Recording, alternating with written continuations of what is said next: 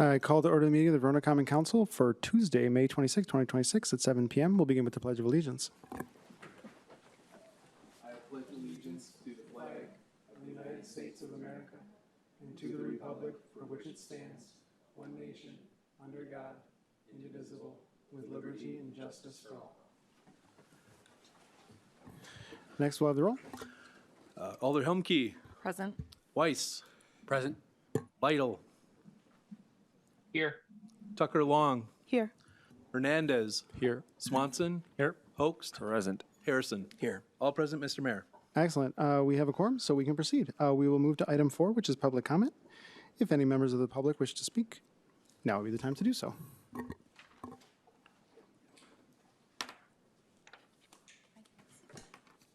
I'm back.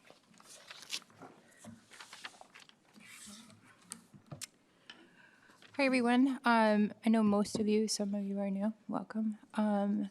I am Melanie Hunt. I'm here with my husband, Joe Hunt. We live at 2803 North County Road M in Verona, and we are back because the Bacchus project is back. And so tonight I come before you once again to voice our objection to this Bacchus project, including amending the Verona Comprehensive Plan 2010 through 2030 to designate the property from single-family homes to multifamily housing, as well as the rezoning to urban residential. I thought long and hard about what I would say tonight. Some of us have been here before in the same conversation. I thought maybe if you knew where I came from, you might hear me differently. My grandmother spent much of their lives in foster care, both of them. My mother was 16 when she dropped out of high school to marry my 19-year-old military father and raise our family. I became a first-generation high school graduate and first-generation college graduate. So despite circumstances that could have prevented me ever from standing here tonight in my home in Verona, my husband and I worked as restaurant managers for years, saving what very little money we made to buy our first home at 36 and 38 years old. We invested everything we had into this home, into this community. I share this because I want you to understand that this is not just a zoning discussion to us. This is our life. This is our home. Our concern is not simply that development is happening. Our concern is that this particular proposal does not feel comfortable or compatible with the land or the neighborhood surrounding it. The density, proximity to existing homes, increased hard surfaces, and cumulative impact of so many apartment developments in such a concentrated area raises serious concerns about drainage, safety, traffic, and long-term quality of life. We also want to be clear about something. Our opposition to this proposal is not rooted in being anti-apartment or anti-growth. Verona is growing, and we understand housing is part of that growth. What we are advocating for is thoughtful development that fits the land, respects the surrounding neighborhood, and honors the expectation that homeowners invested in when they chose to live here. We are simply trying to protect what is already ours, our homes, our safety, our environment, and the character of the community we were promised when this area was planned for single-family homes. We did not ask to be here. That being said, we understand the possibility that the rezoning in this project may proceed despite our concerns. If so, we ask that the city put clear protections in place to prevent harm to existing residents, particularly those directly adjacent to the development. As the only property at grade with the proposed project, our home is uniquely vulnerable. You've all heard this. Our residence was built in 1901, was one of the original homesteads in Verona, filled with character and history. Road construction began shortly after 2017. Closing drainage issues from project caused significant flooding in our property. July 19th, 2017, we experienced knee-deep water in our basement, power shutoffs by MGE for safety, and extensive tree loss. It costs over $15,000, our entire savings, to regrade our lawn, install concrete redirection, and waterproof our basement. We lived with fear of water and drainage patterns for the first 3 years of owning our property. Despite contacting the city at the time, no assistance was available, no ownership from anyone. We simply cannot endure that again. This proposed construction sits approximately 30 feet from our back fence, and we ask who protects us this time. It's a 3-story, 260-unit building that will be on top of us. We are asking the city to consider whether this proposal is truly the right fit for this location and for the residents who already call this area home. Thank you. Thank you. We are still in public comment, so if any other members of the public wish to speak, now would be the time to do so. I have a lot more in common than I do. Hey, folks. My comments tonight are probably going to be my most important comments because they don't just affect me, they don't just affect this project, they affect what I sense about what's happening in Verona, not pointing any fingers, not stating that anything is illegal or even unethical by the legal definitions of what's ethical. It goes deeper than that. I'm just going to refer to some notes that I have, if I can get my phone working. Let's turn it off and turn it back on. Because I really hope tonight you get to know really more about who we are as people instead of all the complaining we've done. So over the last year, since I've been involved with this project, I've seen a lot about this project that, as someone who has an MBA, that worked in a finance field for a large insurance company, that has a master's degree in counseling psychology, that has founded and operated a nonprofit, there is a lot about this whole process that makes no sense to me. And so the conclusion I came to a long time ago is that there are much larger forces at play here with not only this project, but with a comprehensive plan for Verona that have not been discussed openly, at least when I've been around. And I'm going to make a connection here between how I grew up, some experiences growing up, and what I see happening. So please bear with me. So I grew up in Waukesha, born in 1966. My parents grew up during the Depression, and they grew up poor on farms. They each had tremendous challenges. My mother, both her parents were alcoholics. Her mother beat her within an inch of her life, literally within an inch of her life. When she was 8 years old, her mother dropped her off someplace and literally never came back for her. About a year later, her dad surrendered her to a children's home, which, if you can imagine, during that era, it probably wasn't the best thing. She essentially became an indentured servant for a family. They didn't adopt her, they just put her to work. As a result, she never got the chance to go to college. But I will say the most important thing that I took from her being my mother is, how do you treat people? How would you want to be treated? Everyone matters. For my dad's part, and I know time is going quickly, he had his own challenges. When he was 3 years old, he toddled into an electric pump on the farm where he lived, ripped off one arm. He was trying to go for his arm, ripped off 2 fingers on the other arm. He obviously was not going to be a one-armed farmer growing up in the 1930s, so his parents put all their resources into sending him to college out in California, where he earned an MBA and a degree in electrical engineering. He started at a company called RTE in Waukesha. Long story short, he spent about 30 years with the company. He became the CEO and president, chief executive. So yes, I have inherited money, in case none of you got that by now. That is at least partially what makes it possible for us to own the home that we're in. But there were other things that influenced me from my dad. He taught me how people in power, because he was one in Waukesha, actually, and Milwaukee even. He was a person of influence in Milwaukee. Served on many boards, talked to many important people. How deals are made, how it really works, both on the left and the right. This is not just a right issue, it's not a left issue. It's a power and resource issue, as we all know. I listened to their conversations. I looked at who he introduced me to. I looked at how he made decisions that he was in charge of making. And it wasn't really great.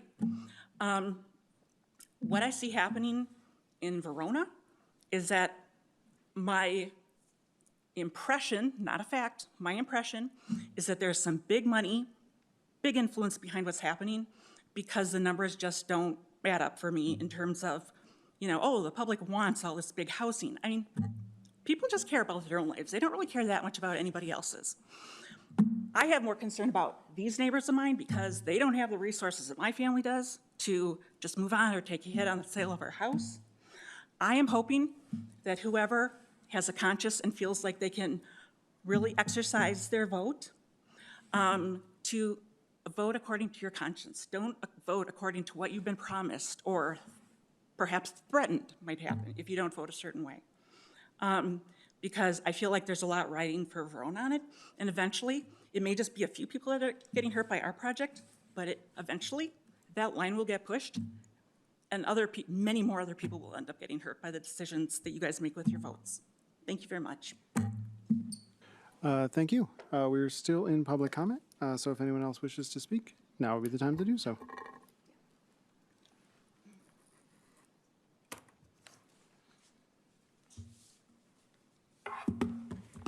No charts today. Gonna spare you the charts and see if this works.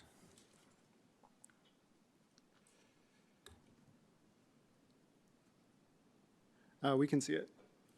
Voila. My name is Scott Side. My wife Kelly and I live at 308 Monte Cristo Circle in Verona. And as you know, I'm here in opposition to the proposed project on the Bacchus property. There's been a lot going on lately. Some of it we've known about, some of it we haven't. But I think allowing it to go on as is would be irresponsible, and you can just ask fiduciary because they thought the same thing. First things first, I want to clear the air. I've talked to a couple of you folks over the last several months, and a couple of you have mentioned to me that, boy, you know, you seem like you don't like apartments and you don't like the people who live in apartments. And that's absolutely not the case. My wife and I lived in a lot of little dumpy one-bedroom apartments for many years while we were saving money for our first little dumpy fixer-upper first home. So we've been there, done that. No, we have nothing against any of those folks.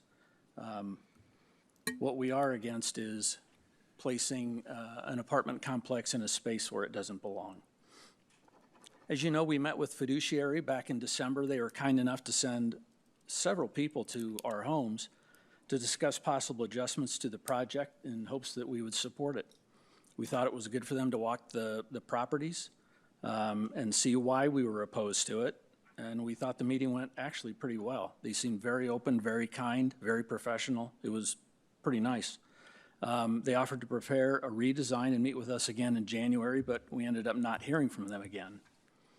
And then 3 months later, we discovered why. They sent on March 4th a withdrawal of its application via email to the mayor and Mr. Aulick and Mr. Syvertson, saying that we believe this is the most responsible step. The most responsible step given the current economics and the feedback received through the public process. They didn't say the timing wasn't good or we'll try again later. We're working on other options, or, you know, what can we do that would work for everybody? They actually pulled out, which is saying something. For a company that big and that has that much experience to say, you know what, this is just not right, I think is saying something. But what they did say is that they were very interested in pursuing future opportunities that may be a better fit for the community, which is also saying something. They're not giving up on Verona. They love it. And they want to keep doing business. The city responded quickly. Mr. Syvertson was kind enough to send us an email right away saying, guess what? They withdrew their application, and we were pretty excited. How did the mayor respond? He called fiduciary within 50 minutes of getting that email. And, you know, for what it's worth, the mayor has every right to do that, and he was obviously interested in talking to fiduciary and seeing why they withdrew. The next day, Mr. DeRosa, who talked to the mayor, sent an email to the city explaining what they talked about, and that was coming back with the original size project with no adjustments, according to our discussion in December, and to not tell anyone that the project may be dead. Shortly thereafter, the city, Mr. Syvertson, sent an email to fiduciary with everything they needed to submit a new application with the city's recommendations for how to handle objections from us pesky neighbors. The top one being providing landscaping that shows a mix of evergreen trees along with the deciduous trees. But the city's recommendations include no material improvements. Adding evergreen trees doesn't do anything. Additional renderings are helpful if they're representative of what neighboring homeowners would experience, but they don't. Updated sight lines show nothing new. Elevations don't help us. So I'm wondering whether these improvements or these additions are really just a justification for moving forward with the project that Fiduciary had just told the city was not the responsible path forward.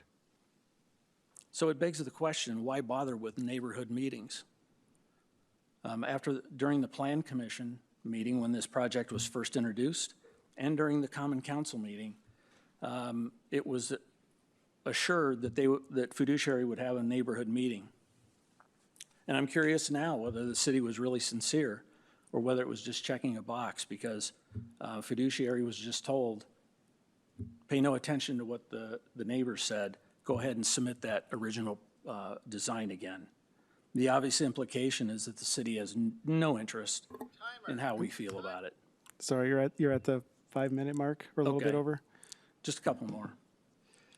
This slide shows, was in the report, and these red designations show where the sight lines were provided by Fiduciary. My hope would be that the city would ask for sight lines from these blue arrows, which show the property and the development from our property lines. That would, I think, be the most relevant.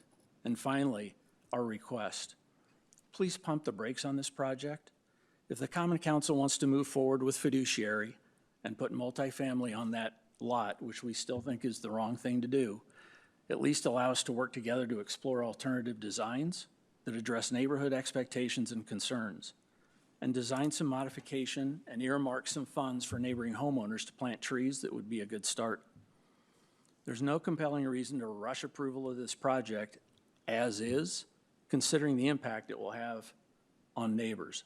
Please listen to us, the neighbors that will be most harmed, and work with us and Fiduciary toward a solution that we can all support. Thanks, and I apologize for going over my time. Thank you. We are still in public comment, so if anyone else wishes to speak, now would be the time to do so.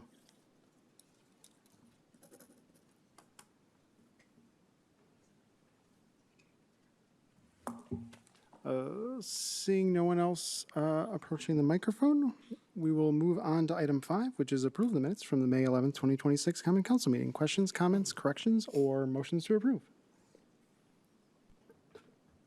Alder Tucker Long. Move to approve. Motion by Alder Tucker Long, seconded by someone over there, Alder Swanson. Last chance for corrections. Seeing no corrections, all those in favor of approving the minutes from the May 11th, 2026 Common Council meeting, say aye. Aye. Opposed, no? Aye. Opposed, no? And the minutes are approved. With that, we will move on to item 6, which is mayor's business. We just have one thing, 6A, which is the Gun Violence Awareness Day proclamation, which I will read to you. This proclamation declares the first Friday in June to be National Gun Violence Awareness Day in the city of Verona, which is intended to honor and remember all victims and survivors of gun violence and to declare that we as a country must do more to end this public health crisis. Whereas every day, 130 people in the United States are killed by gun violence and more than 260 are shot and wounded, with an average of more than 19,000 gun homicides every year. And whereas people in the United States are 26 times more likely to die by gun homicide than people in other high-income countries, and whereas in Wisconsin has an average of 767 gun deaths every year, with a rate of 12.9 deaths per 100,000 people, a crisis that costs the state $8.4 billion each year, of which $144.3 million is paid by taxpayers. Wisconsin has the 37th highest rate of gun deaths in the United States, and whereas gun homicides and assaults are concentrated in cities with more than half of all gun homicides in the nation occurring in 42 cities, and whereas cities across the nation, including in Verona, are working to end the senseless violence with evidence-based solutions, and whereas protecting public safety in the communities they serve is a mayor's highest responsibility, and whereas for the Second Amendment rights of law-abiding citizens goes hand in hand with keeping guns away from those who are a danger to themselves or others, And whereas mayors, city council members, and law enforcement officers, in partnership with local violence intervention activists and resources, know their communities best, are the most familiar with local criminal activity and how to address it, and are best positioned to understand how to keep their citizens safe. And whereas gun violence prevention is more important than ever as we see gun violence continue to impact communities across the country. And whereas in January 2013, Hadia Pendleton was tragically shot and killed at the age of 15, and on June 5th, 2026, to recognize the 29th birthday of Hadia Pendleton, born June 2nd, 1997, people across the United States will recognize National Gun Violence Awareness Day and wear orange in tribute to Pendleton and other victims of gun violence and the loved ones of those victims. And whereas the idea was inspired by a group of Hadia's friends who asked their classmates to commemorate her life by wearing orange, they chose this color because hunters wear orange to announce themselves to other hunters when out in the woods, and orange is a color that symbolizes the value of human life. And whereas anyone can join this campaign by pledging to wear orange on June 5th, the first Friday in June 2026, to help awareness about gun violence. And whereas by wearing orange, people across the United States will raise awareness about gun violence and honor the lives of gun violence victims and survivors. And whereas we renew our commitment to reduce gun violence and pledge to do all we can to keep firearms out of the hands of people who should not have access to them and encourage responsible gun ownership to help keep our families and communities safe. Now, therefore, be it resolved that Mayor Luke Diaz of the City of Verona declares June 5th, 2026 to be National Gun Violence Awareness Day. I encourage all citizens to support their local community's efforts to prevent the tragic effects of gun violence and to honor and value human lives. Thank you, everyone. And that concludes Mayor's business. We'll move on to item 7, which is announcements. Any announcements from the council? Alder Tucker-Long. 2 quick things. One, appreciation cards are going around for staff, so make sure you sign them. There's a bunch of them. There's actually going to be 2 stacks of them going around. So the first one's making its rounds right now. The second one will come shortly. And second of all, I just wanted to make everyone aware that if you need a gun lock, we have free gun locks available at our police department. So just stop by City Hall. When you come in the front doors, turn right. That's the police department. And just ask at the desk. They would love to help you with a free gun lock. And if you have any questions about storing your gun safely, they're also available to answer questions for that. Thank you. Thank you for that announcement. Any other announcements from the council? Seeing no other announcements, we will move on to item 8, which is the administrator's report. Mr. Aulick. I just have one item tonight, Mr. Mayor, and that is the filing deadline for municipal judge candidates is 5 p.m. on Monday, June 1st. Last check, we don't have any filings yet. We'd love to have at least one. So Monday, June 1st, 5 p.m. It's a deadline for filing. Thank you. Any questions for Mr. Aulick? Seeing no questions, we will move on to item 9, which is the engineer's report. Ms. Fisher. Thank you. For the Country View Road project, Phase 3, which is the south segment, curb and gutter placement will take place this month with paving to follow in early June. For the Avalon Ridge project, storm sewer and sanitary sewer installation is completed. Water main work is scheduled to be completed before June. Avalon Court construction is underway with dry utilities, which is cable, electric, et cetera, installation to occur this month. For Apex at Verona, the water main loop construction began last week. SSM Health, the eastbound off-ramp from US 18-151 is reopened. Asphalt pavement on State Highway 69 is scheduled for this month. And Valley Road from State Highway 69 through the western limits of the SSM project will be closed through June 8th. Valley Road is scheduled for final paving in June. And finally, I just wanted to note that the regrading and reseeding of the Cohiba Pond and the stabilization is anticipated between this fall and next spring. City staff is planning to schedule a neighborhood meeting with adjacent residents before the project starts, but that has not yet been scheduled. So with that, I can take any questions. Thank you. Any questions on the engineer's report? Seeing no questions, we'll move on to item 10, which is committee reports. First up, we have 10A Finance Committee. Alder Humke. Yeah, I make a motion for payment of the bills in the amount of $1,065,261.51. Motion by Alder Humke. Is there a second? Second. Seconded by Alder Harrison. Alder Humke. Yeah, there are 3 major payments. The first is to AECom for engineering services in the amount of $71,643. The second is to the City of Madison for the second quarter Madison Metro services for $509,736. And the third is to Strand Associates for engineering services in the amount of $57,589. Thank you for that explanation. Questions or comments on the motion to pay the bills? Seeing no further discussion, all those in favor of paying the bills in the amount specified signify by saying aye. Aye. Aye. Opposed, no. And that motion passes. Alder Humke. Yeah, I move to approve $4,000 for professional services related to the Office of Energy Innovation, OEI grants at multiple city facilities. Motion by Alder Humke. Is there a second? Second. Second by Alder Harrison. Alder Humke. Yeah, the city is preparing to submit 2 OEI grant applications on June 30th focused on sustainability and community resiliency initiatives. The proposed projects focus on various solar energy, battery storage, and potential geothermal systems to offset the energy needs at multiple city facilities. An OEI renewable energy and energy storage activity number 1, grant application to install a solar, PV, and battery storage project at the community center. After reviewing the grant criteria, staff believe the Verona Community Center is the strongest candidate for an Activity 1 application due to the program's emphasis on community resiliency. The community center is the best positioned facility to function as a public-facing resiliency hub during emergencies and extended power outages.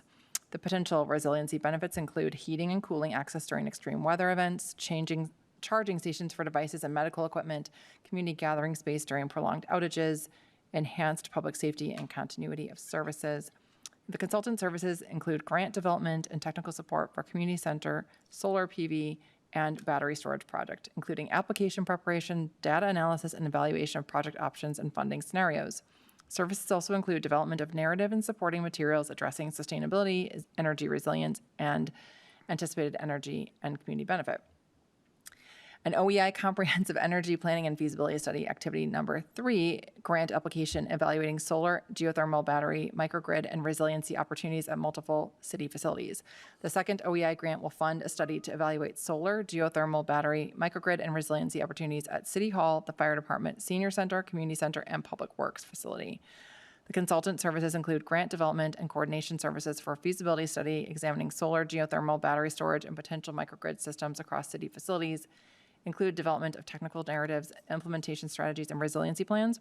The services also include project partner coordination, application preparation and submission, and ongoing grant administration support. The projects will demonstrate a visible and meaningful investment in sustainability while directly benefiting Verona residents. Professional grant writing and technical assistance is recommended to strengthen the city's application and improve competitiveness for grant funding. Because this is an unbudgeted expense, a funding source will need to be identified to cover the expense. And that funding source is through the community center, Jamie, can you? Facility Facility replacement fund. Through the communities that we have available at the community center. Correct, assigned to the Assigned to community community center. Yep, what is proposed is taking $4,000 from the community center replacement funds, applying it to the elevator project that we have, the $4,000 to that, and then taking the $4,000 and applying it towards grant assistance for the projects noted in the memo. And the reason we're doing that at the recommendation of Mr. Lamers is to have a good paper trail on the transfer of the money and keep it as close to the assigned sources as possible. And what I'll add is that through this discussion, we talked about future, because the city is more active in these types of opportunities, which is fantastic. Going forward in the budget cycles, we'll make sure we allocate some funds for these type of grants going forward instead of just for the project itself. So I think that's a great takeaway. And I know if there's any other questions, there are staff available to take that I could answer. If you have more specific questions about the project, I cannot answer them, but there's staff on hand if you do. I guess I have a comment and then a question. Is just want to say, of course, this is just to help with the grant application. There's no guarantee we'll actually get the grant, so there is some risk. But I did have one question. Will we be able to reuse any of the information we get from the consultants? Reuse it in what way? For future grants or any other kind of... Oh, sure. If we were not to get this grant, the technical information that's provided will be useful to us for other grants in the future, sure. Excellent, thank you. Questions or comments on the motion? Seeing no further discussion, all those in favor of approving $4,000 for professional services related to the Office of Energy Innovation, which is OEI grants at multiple city facilities, signify by saying aye. Aye. Aye. Opposed, no. And that motion passes. Anything further from finance? Nothing further, Mr. Mayor. Excellent. With that, we move on to 10B, which is Personnel Committee. Alder Humke. Yes. I move to approve authorizing up to 3 additional part-time firefighters to receive WRS benefits in 2026. Motion by Alder Humke. Is there a second? Second.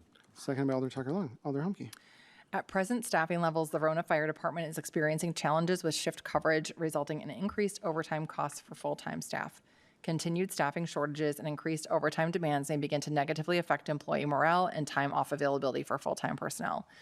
The proposed solution would allow up to 3 additional part-time firefighters to become eligible for WRS benefits.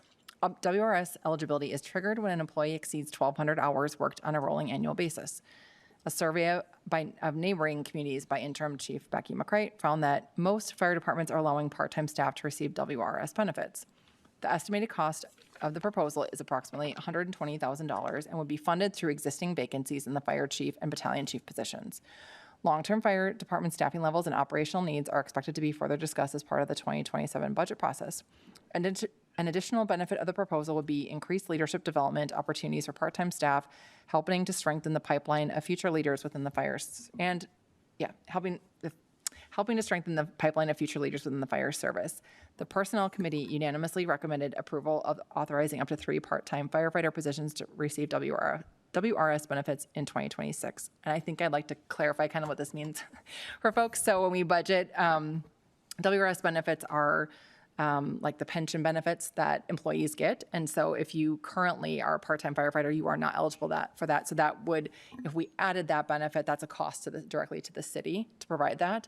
And so what we decided is that, basically currently it seems like, based on what I've just explained, our staff is sort of, and their families are taking on the burden of these overtime situations that we're putting them in. And when we offer, good benefits, including time off, we hope that they take that time off. And this job is taxing. And we want to make sure that they have that time to rest. So this provides our staff that opportunity. And I think this is a really great way to show our appreciation for them. And it's, with the funding that we have, we're not in a position to ask for more money, right? This is coming out of money that we already have budgeted that isn't going to be used. So I think it's a good use of money, and we can have a broader discussion and a meaningful discussion. And I'm super appreciative for Interim Chief McCrite for putting all this information together and advocating for her staff, because I think that's really important in leadership. So, if you have any questions, please let me know. Thank you for that explanation. Questions or comments on this motion?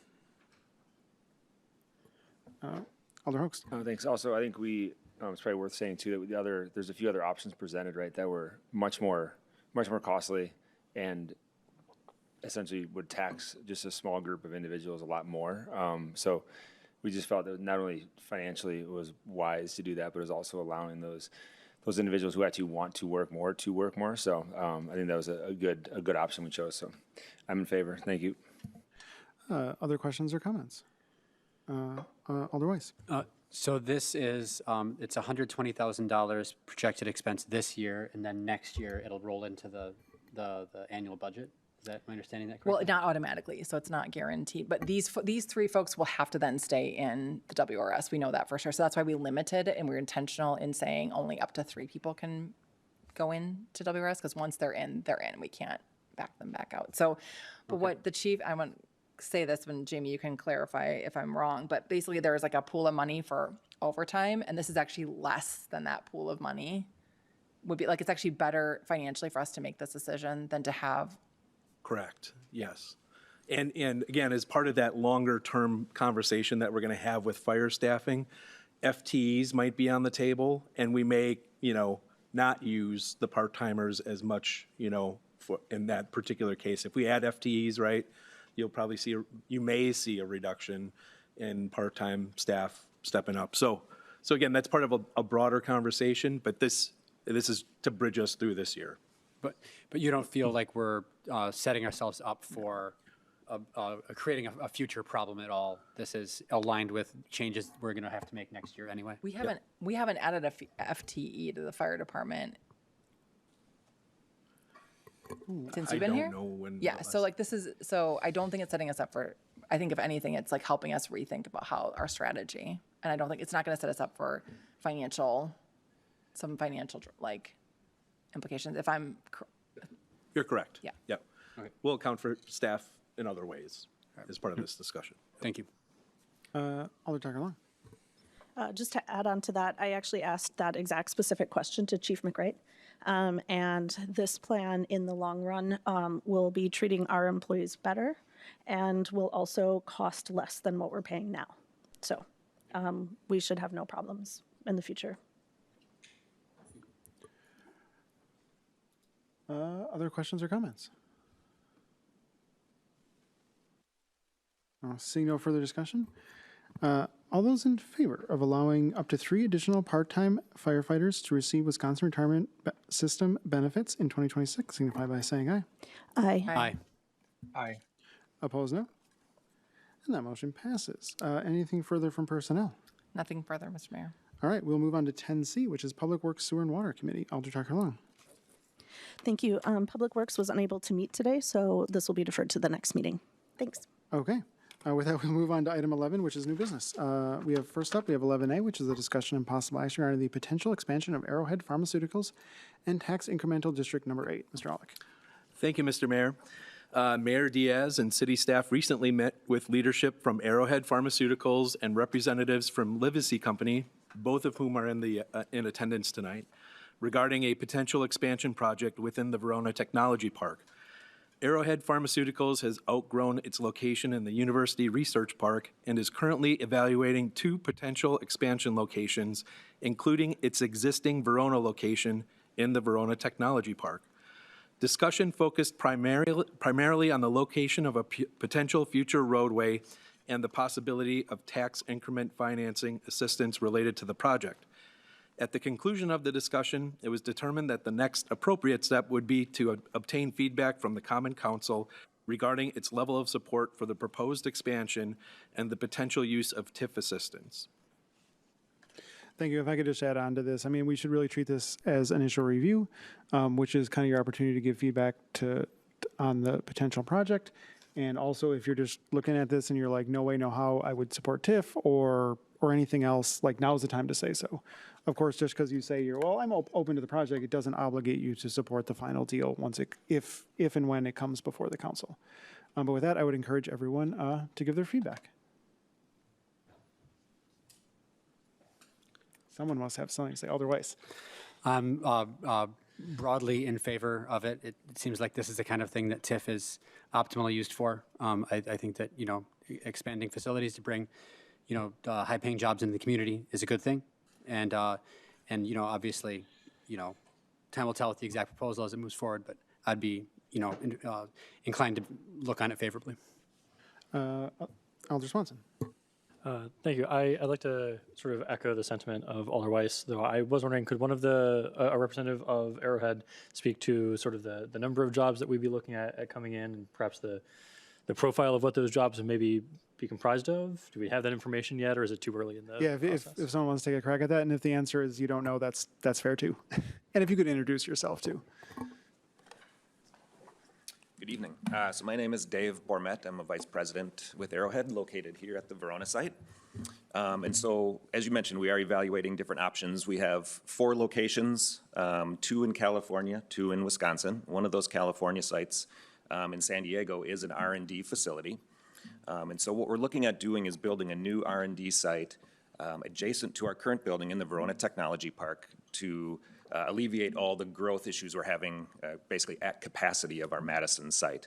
And so we're evaluating, do we try to grow more at our existing San Diego facility where we have some open capacity, or do we try to build essentially a campus approach here in Verona, consolidate all of our Wisconsin employees into one location on a campus approach, kind of designing the facilities being connected.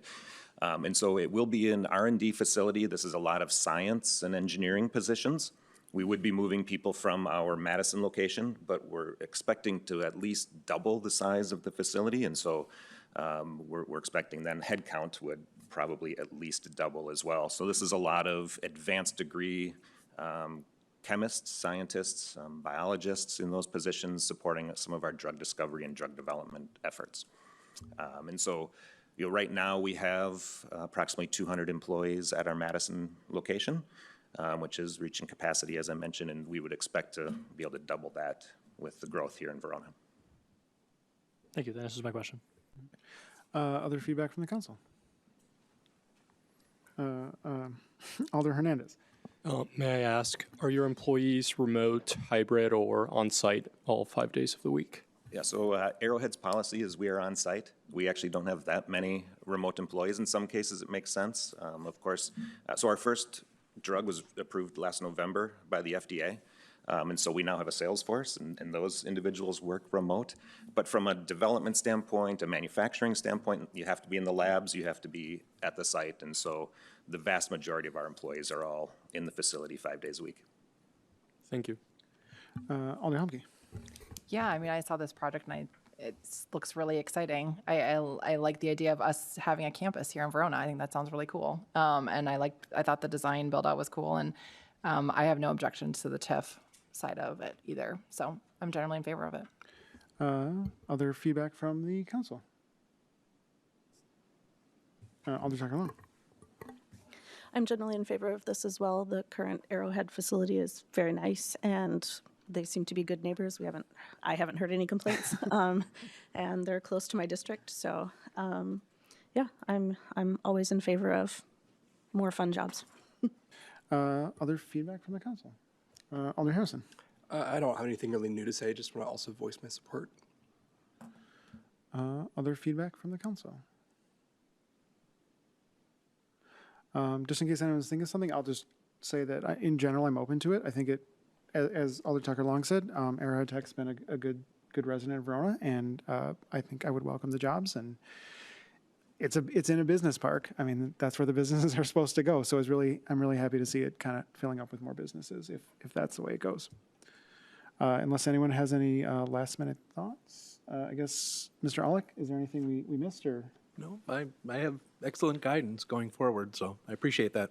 Okay, I guess we'll hear more in the future. With that, we'll move on to item 12, which is adjournment. So moved. Motion by Alder Hoax, is there a second? Second. Second by Alder Humke. All those in favor of adjournment, say aye. Aye. Aye. Opposed, no. And we're adjourned at 7:42 p.m. And remember this short meeting at our next meeting in June, because I don't think it's going to be this short.